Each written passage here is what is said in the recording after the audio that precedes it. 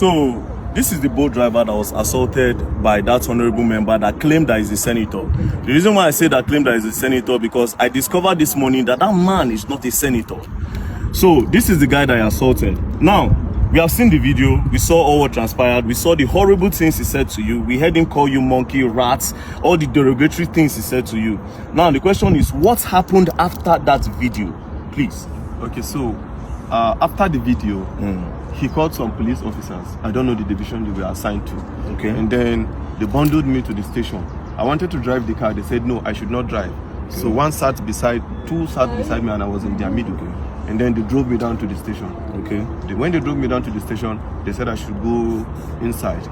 I had calls. They didn't allow me to take my calls. Okay. So they were not asking what happened. They didn't ask me. They were asking people that were not there, the police officers. And then the police officer quickly said, I went to Honourable's house and I was fighting the Honourable. I kept mute. Did you show them the video? I have not shown anybody the video as at that time. Okay. They've not even the security person that came to bear witness as at that time have not seen the video. Okay. As at that time. Okay. So they now referred us to crime, that we should go to crime. So we went to crime. The man was not asking what happened. As I was explaining, initially I didn't explain. The man now said he cannot actually hear from one side. The other person has to come to actually give his own side of the story. And then the police officer said, when they said I fought him, they now said no, they should go and bring the man. Immediately his security man now called him, and they passed the phone to the IPO that was in charge of the case. And then the IPO was now talking to him on the phone and stepped out of the office where we were. And after some time, he came back and said he wants to go and do investigation at the Honourable's house. Okay, the IPO left you at the station and said he wants to go. Which station was this? Maitama police station. So it happened within Maitama? It happened within Maitama. Okay, so the IPO left you at the station and went to the Honourable's house. Okay. And then after, they kept me there for over 2 hours. I was behind I was at the counter. I was not detained though. They kept you behind the counter? They kept me behind the counter. And then after 2 hours plus, he came back. And then he was now like, why did I record the video? Why did I now change out for you? He was not trying to change the narrative. And I asked him, is there a part of the law that says I cannot record what somebody is doing to me? He was becoming a threat to me. And I had to take evidence, so that people will know where I am. By this time, was the honourable member there? He wasn't there. He was at home. He was at home. So then I gave me a form to fill, to write my own statement as to what happened. As I was writing, the honourable I came. And then when he came, he started talking and he was shouting. Even at the station? Even at the station. He was calling you names? Calling me names. Like, I still kept mute and I was looking at him. So my colleagues were talking to him. Me, I've already had my own fair share of trauma from him. I don't want to actually have any engagement or any encounter with him. I just went to one corner and I sat down and I was listening to everything he was saying.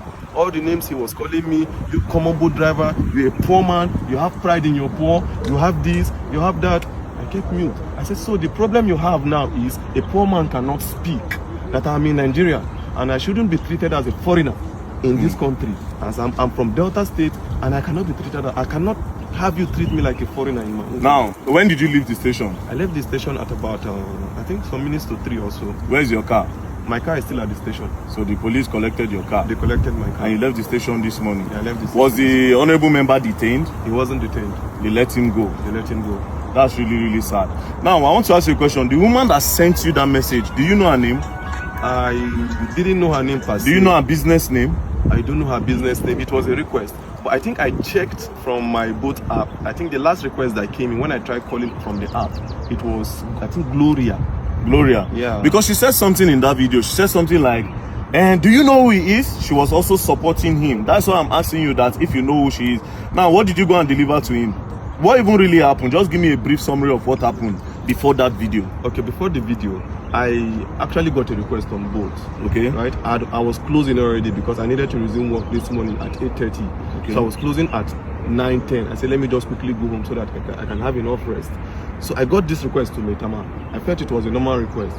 And then she told me, no, that it's not a request, that I'm picking something up from a garden.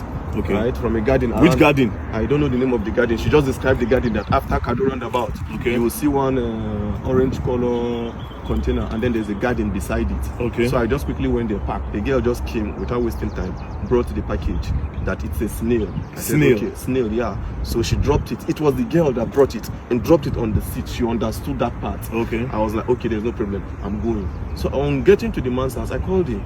Okay, I'm at your gate. And I said, okay, I should give it to the security man. They gave it to the security man. The security man explained where the house address is. So I drove down to the house. On approaching, I called the man again. I said, Oga, I'm here. He now said, I'm not here. That if you're here, I will see you.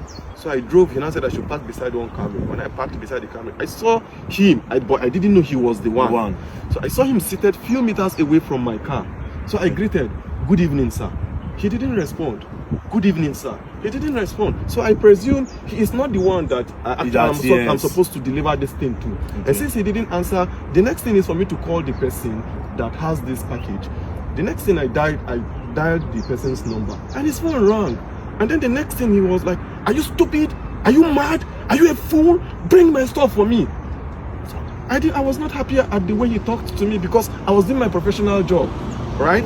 I was not happy. So I was like, okay, this thing you're saying to me, it has not gotten to it. Normally, I'm not even supposed to bring this thing to you. You are supposed to come and pick it yourself. Yeah. That was the only thing that got him angry. You are asking me to come to your car to pick my stuff? Are you okay? Do you know who you're talking to? It's okay. I can see the anger on your face, don't worry. The truth is that Nigeria is for everybody. Nigeria is not for one person. If an honourable member will be treating people like this, then just imagine what the president is supposed to do.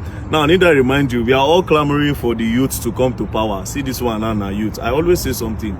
The youth are looking for a better. They are not trying to make this country better, a lot of them. They want to get power to do worse than these people because they have a better way of hiding this evil than these old men in power.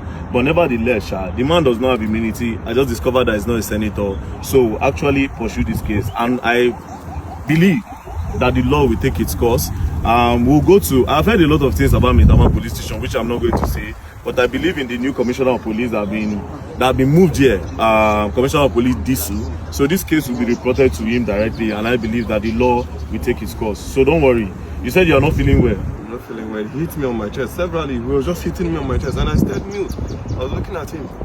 So when he was becoming much of a threat to me, initially I did not record because I didn't go there with intention of fighting. If I went there with another motive, I would start recording from the very beginning.